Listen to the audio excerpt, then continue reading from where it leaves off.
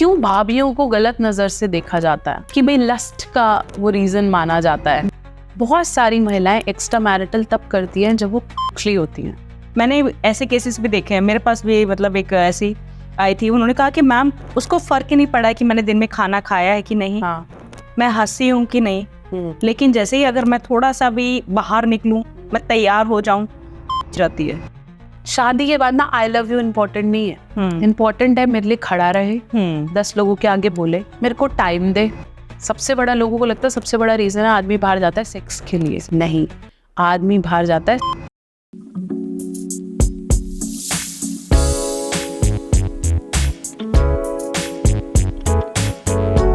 एक और जो चीज़ देखी है मैंने कि लेडीज जो होती है ना, वो थोड़ा सा होता है कि इनकेस अगर वो किसी की तरफ अट्रैक्ट हो रही हैं, लाइक कर रही हैं, कुछ भी हैं, तो वो एक बैरियर आ जाता है कि नहीं दुनिया क्या कहेगी, आपके हस्बैंड हैं, उनको ये वही अगर हस्बैंड कर रहा है तो वो कर भी आएंगे, कुछ भी है, उसके बाद भी वाइफ माफ कर देंगे, ठीक है। जैसे एनिमल मूवी में देखा, अगर वो उसको मारती है थप्पड़, ये वो लास्ट में ठीक है, देखते हैं हम ये।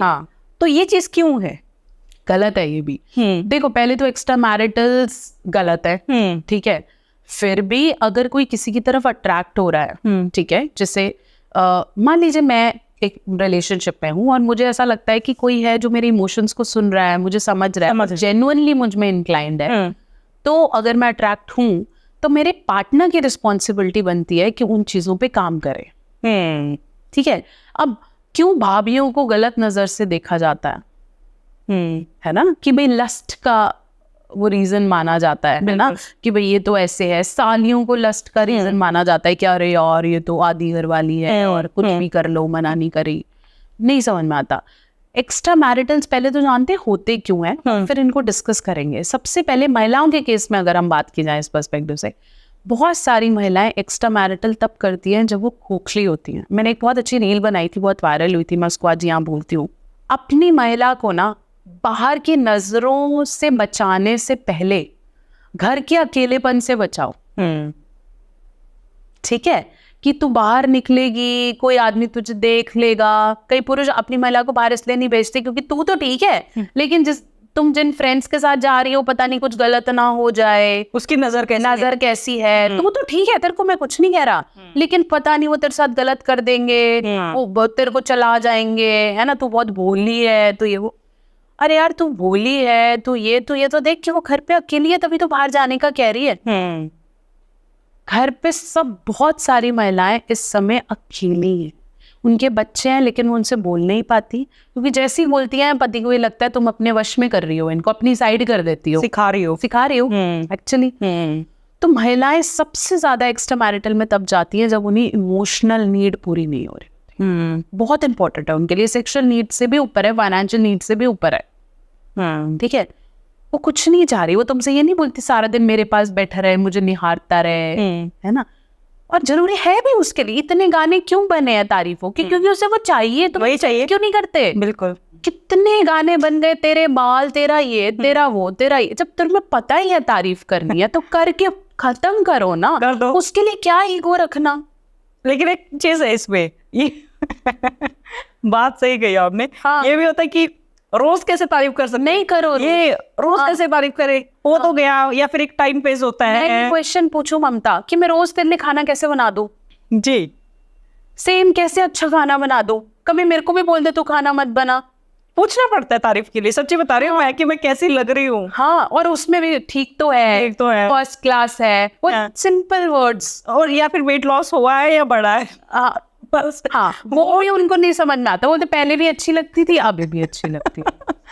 जब तुम्हें पता है that she needs that emotional connection, तो दो ना भाई।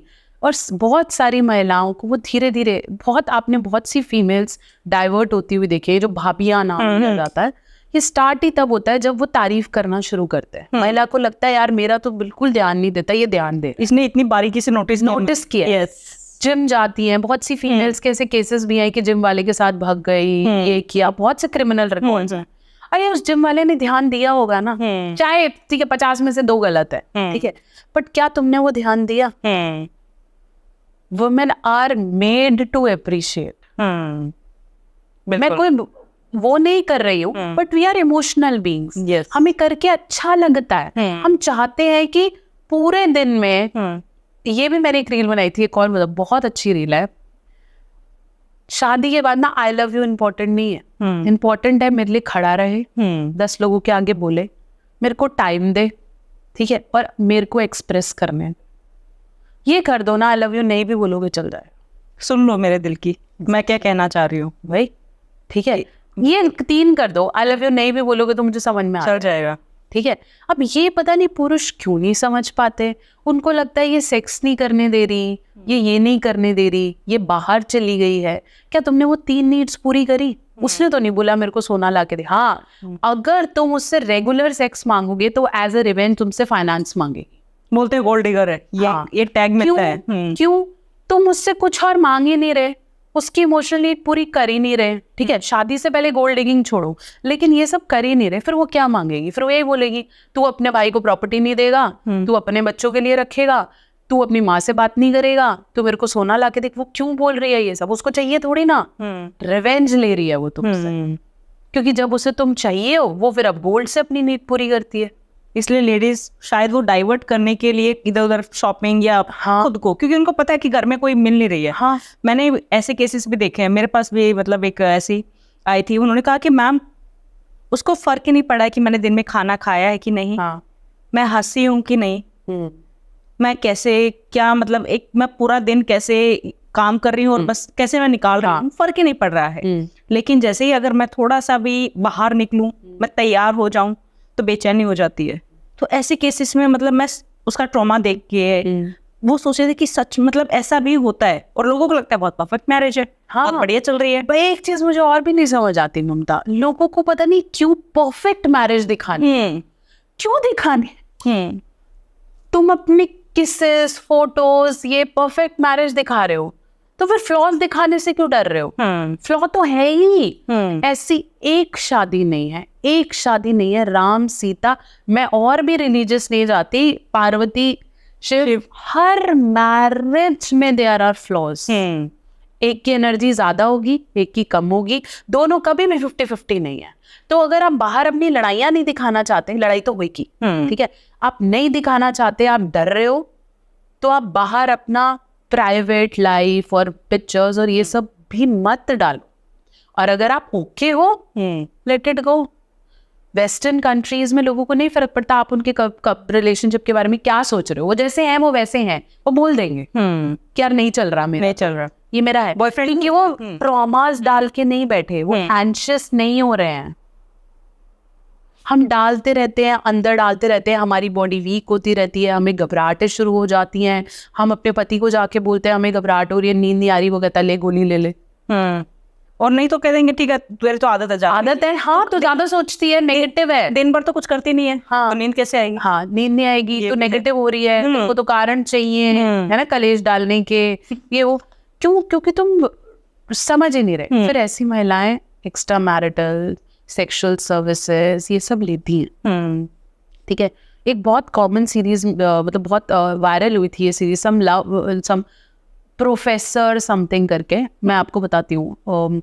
उसके अंदर तिलोत्तमा उन्होंने एक रोल प्ले किया था, मेल जिगलो पे थी सीरीज, ठीक है, बहुत कंट्रोवर्शियल रही है वो। एक पुरुष है जिसके पास फाइनेंशियली कुछ प्रॉब्लम है, तो वो जिगलो सर्विस ज्वाइन करता है और बहुत सी फीमेल्स को सेक्सुअली सेटिस्फाई करता है।